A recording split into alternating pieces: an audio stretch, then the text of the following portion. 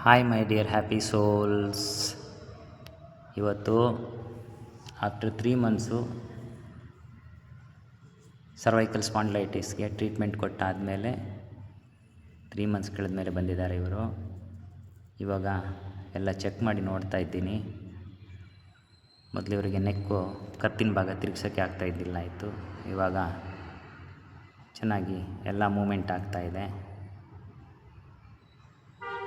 ಕತ್ತಿನ C5 C6 C7 ವರ್ಟಿಬ್ರೇರ್ check ಮಾಡಿ ನೋಡ್ತಾ ಇದ್ದೀನಿ. ಹ್ಯಾಂಡ್ ರೈಸ್ ಮಾಡಲಿಕ್ಕೆ ಆಗ್ತಾಯಿದ್ದಿಲ್ಲ ಆಯಿತು, ಕೈ ಮೇಲೆ ಎತ್ತಕ್ಕೆ ಬರ್ತಾಯಿದ್ದಿಲ್ಲ ಆಯಿತು.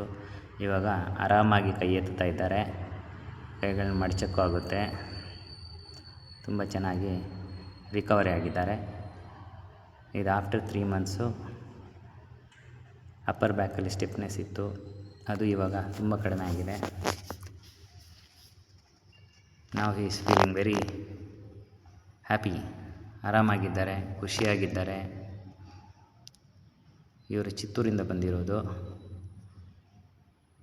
ಇವಾಗ ಎರಡೂ ಕೈಗಳನ್ನು ಕರೆಕ್ಟಾಗಿ ತಲೆ ಹಿಂದ್ಗಡೆ ಇಟ್ಕೊಳ್ಳೋಕ್ಕಾಗುತ್ತೆ, ಕೈ ಮೇಲೆ ಹೋಗ್ತಾ ಇದ್ದಿಲ್ಲ ಆಯಿತು. ಇವಾಗ ತುಂಬ ಆರಾಮಾಗಿದ್ದಾರೆ, ತುಂಬ ಕಂಫರ್ಟೇಬಲ್ ಆಗಿದ್ದಾರೆ.